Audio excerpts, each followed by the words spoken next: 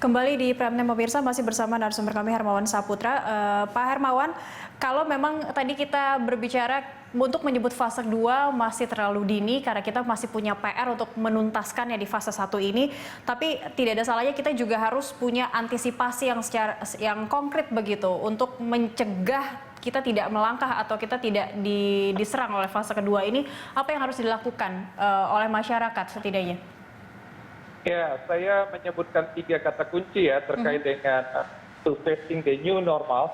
The new normal itu sebuah keniscayaan, cepat atau lambat kita akan menghadapi dan melewatinya, tetapi harus kita miliki pemahaman awal dan mempersiapkannya dengan baik. Ada yang kita sebut dengan kesadaran, kesabaran, dan daya tahan.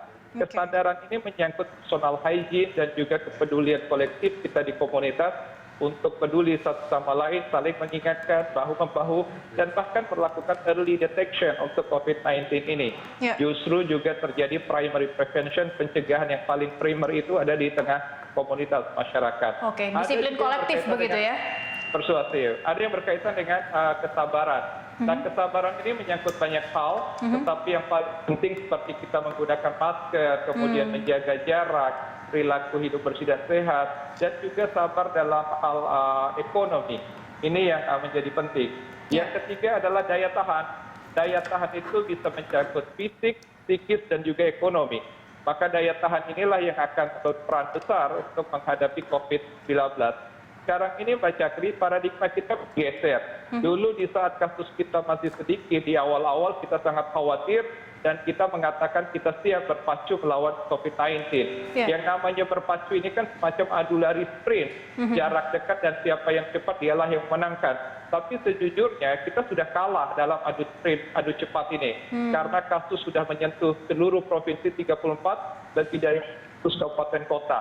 Yang ada sekarang kita bergeser. Kita masih punya kesempatan untuk adu maraton nih. Yang namanya maraton itu lari jarak jauh, jangka panjang, kecepatan di awal bukan ukuran, tetapi siapa yang punya kesabaran, punya daya tahan, itulah yang akan memenangkan pertarungan.